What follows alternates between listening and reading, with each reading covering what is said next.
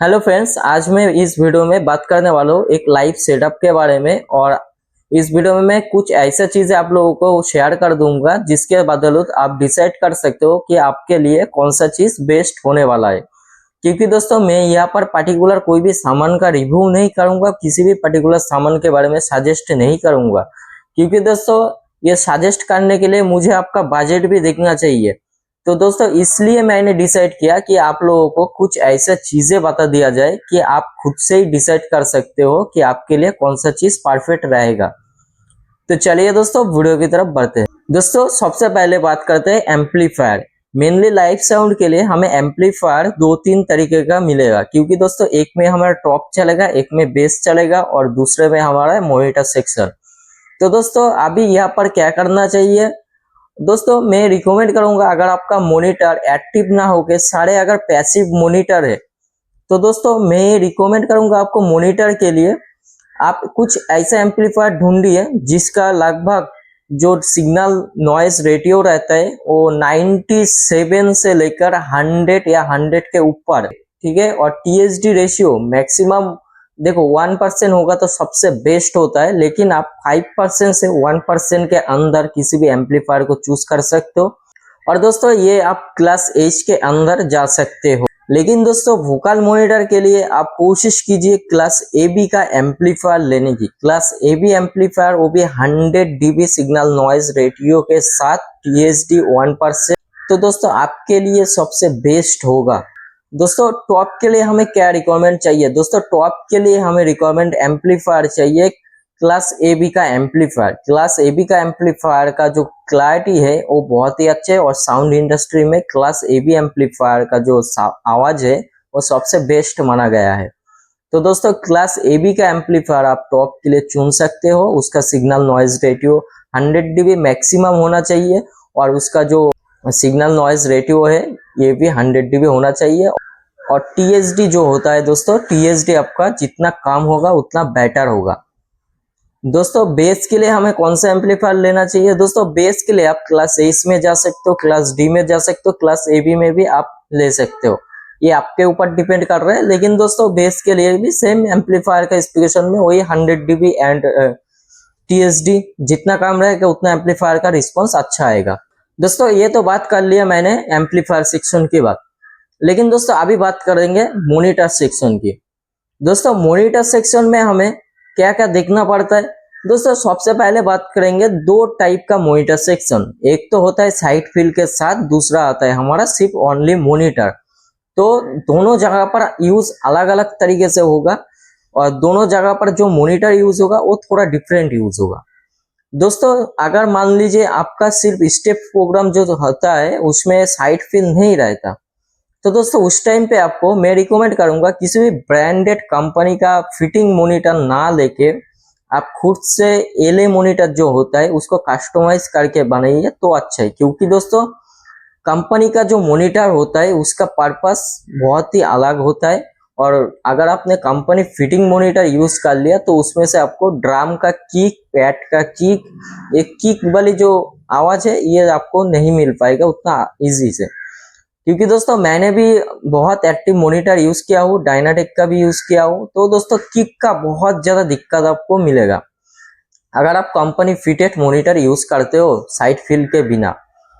तो दोस्तों अगर आपके पास मॉनिटर बनाने के लिए बजट है नहीं तो मैं रिकमेंड करूंगा आप कुछ इस तरीके से मॉनिटर को बना सकते हो, जैसे कि मॉनिटर के अंदर आप 4 इंची वॉइस कॉल के साथ 15 इंची में कम से कम 600 वाट, उसके ऊपर 800 वाट, इसके ऊपर मत जाइए, ये आप डाल सकते हो इंस्ट्रूमेंट के लिए। और इसके साथ आप 40 वाट या 60 वाट का एचएफ। और दोस्तों इसमें जो नेटवर्क यूज होगा वो ओनली एचएफ के लिए यूज होगा, स्पीकर में नेटवर्क यूज नहीं होगा। क्योंकि दोस्तों मॉनिटर सेक्शन में हमें साइड फील्ड नहीं है तो हमें स्पीकर को फुल रेंज में ही डालना पड़ेगा। और दोस्तों वोकल के लिए हमें एक्टिव यूज कर सकते हो तो बहुत ही अच्छा होगा। वोकल के लिए आप दोनों जगह पर साइड फील्ड हो या ना हो, वोकल के लिए आप एक्टिव मॉनिटर यूज कर सकते हो, सबसे बेस्ट होगा। लेकिन आपके पास अगर बजट नहीं है तो आप 3 इंची वॉइस कॉइल के साथ किसी भी 15 इंची का स्पीकर आप डाल दो। 3 इंची वॉइस कॉइल उसका होना चाहिए, क्योंकि 3 इंची वॉइस कॉइल के अंदर स्पीकर का जो टोनल क्वालिटी है बहुत ही अच्छा आता है। तो 3 इंची वॉइस कॉइल के साथ स्पीकर आप डाल सकते हो, और इसके साथ आप 40 या 60 वाट का HF या D26 या D20 ये HF भी आप लगा सकते हो वोकल मॉनिटर के लिए। दोस्तों अभी बात करते हैं साइड फिल के साथ। दोस्तों अगर आप साइड फिल के साथ काम करते हो तो मैं सजेस्ट करूंगा कि आप साइड फिल जैसे लगा रहे हो उस टाइम पे आप मॉनिटर जैसे कस्टम मेड मॉनिटर भी यूज कर सकते हो उस टाइम पे, या फिर आप जो कंपनी फिटेड मॉनिटर आता है वो अगर यूज करते हो तो बहुत ही बेहतर होगा, क्योंकि आपके पास साइड फिल है, आपका जो बेस का जो कमती रहेगा ना, जो कमी रहेगा वो साइड फिल से कवर अप हो जाएगा। तो उस टाइम पे आप किसी भी कंपनी का फिटेड मॉनिटर यूज कर सकते हो, नो प्रॉब्लम। और दोस्तों वोकल के लिए आप कंपनी मॉनिटर यूज कीजिए तो सबसे बढ़िया रहेगा। लेकिन दोस्तों अभी बात करते हैं कि हमें टॉप का स्पीकर कैसे सिलेक्ट करना चाहिए और बेस का स्पीकर कैसे सिलेक्ट करना चाहिए। दोस्तों टॉप का स्पीकर सिलेक्ट करने के टाइम आपको यह ध्यान में रखना है, जो टॉप का स्पीकर है वो लगभग 3.5 इंच वॉइस कॉइल होना चाहिए। 3.5 इंच से ज्यादा होगा तो उसमें उतना ज्यादा क्वालिटी नहीं आएगा लाइव साउंड में, क्योंकि दोस्तों लाइव साउंड में हमें क्वालिटी का रिक्वायरमेंट होता है, हमें टोनल क्वालिटी का अच्छा रिक्वायरमेंट होता है, ना कि हमें बेस का प्रेशर की रिक्वायरमेंट होता है। दोस्तों आप लगभग 300 से 400 वाट के स्पीकर में इजीली मिल जाएगा 3.5 इंच वॉइस कॉइल। अभी आप मेरे से बोलोगे कि भाई वाटेज तो इतना मिल नहीं रहा, तो लाइव साउंड के लिए मैं रिकमेंड करूंगा आप वाटेज मत देखिए, आप किसी अच्छे ब्रांड के साथ जाइए। जैसे सिलेस्टोन की बात करें, उसका 400 वाट अगर आपने सुना होगा तो वो अदर्स कंपनी के 600 वाट के साथ टक्कर ले सकता है, इतना लाउड चलता है। तो एक अच्छे ब्रांड के साथ आप जाइए, तभी आपको रिस्पॉन्स मिल जाएगा बहुत ही कम वाटेज में भी। और दोस्तों HF की बात करें तो दोस्तों HF आपको रखना पड़ेगा लगभग 1.4 इंच या 2 इंच, मैक्सिमम 2 इंच। इसके ऊपर का HF आप मत यूज कीजिए लाइव साउंड के लिए। और ये सारी चीजें आपको बैंडेड कंपनी में ही मिलेगा। अगर आप कस्टमाइज बना रहे हो तो बैंडेड कंपनी में भी आप जा सकते हो।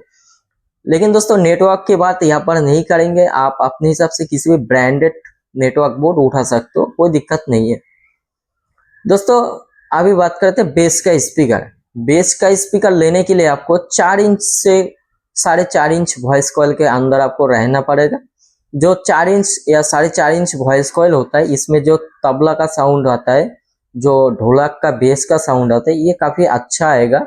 और किक भी थोड़ा टाइट मिलेगा आपको, जिससे कि आपको साउंड चलाने में इजी होगा या फिर आपको उतना परेशानी नहीं होगा। और इसमें लॉन्ग थ्रो भी काफी अच्छा खासा मिलता है।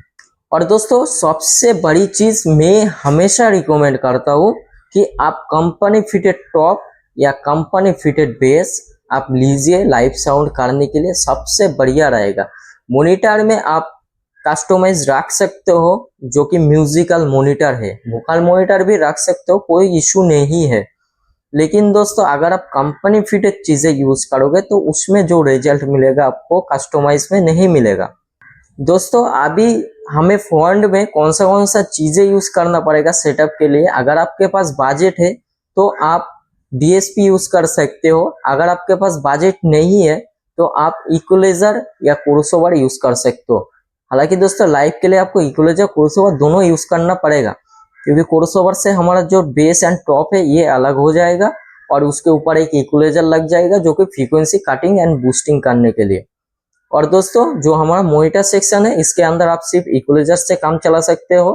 दोस्तों मिक्सर की बात मैं यहाँ पर नहीं करूंगा और कॉर्डलेस की भी बात मैं यहाँ पर नहीं करूंगा, किसी भी तरह का प्रोसेसर की बात मैं नहीं करूंगा, क्योंकि दोस्तों ये सब अपने अपने चॉइस है।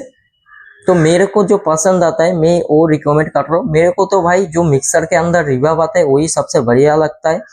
हालांकि दोस्तों ये चीजें डिपेंड करता है कि आप किस तरीके से ऑपरेट कर रहे हो, क्योंकि जो ऑपरेटर रहता है उसके ऊपर बहुत सारा चीजें मैटर करता है। आप कितना भी अच्छे चीजें ला कर दो, अगर उसके पास एक्सपीरियंस नहीं है तो वो चीजें उसके लिए बेकार हो जाएगा।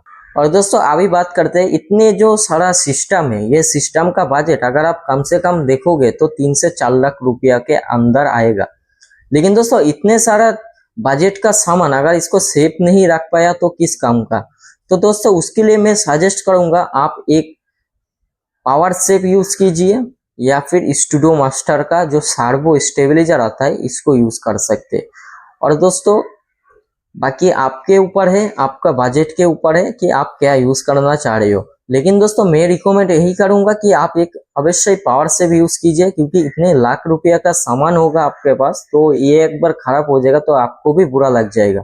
क्योंकि दोस्तों बिजनेस में आप जितना लॉन्ग टाइम तक एक ही चीजें को यूज कर सकते हो करो, उतना प्रॉफिट आपको मिलेगा। तो दोस्तों वीडियो का इन्फॉर्मेशन कैसी लगी जरूर कमेंट करके बता देना, और वीडियो अच्छी लगे तो वीडियो को लाइक कर देना, और चैनल पे भी न्यू हो तो चैनल को सब्सक्राइब कर देना। तो मिलते हैं नेक्स्ट वीडियो में।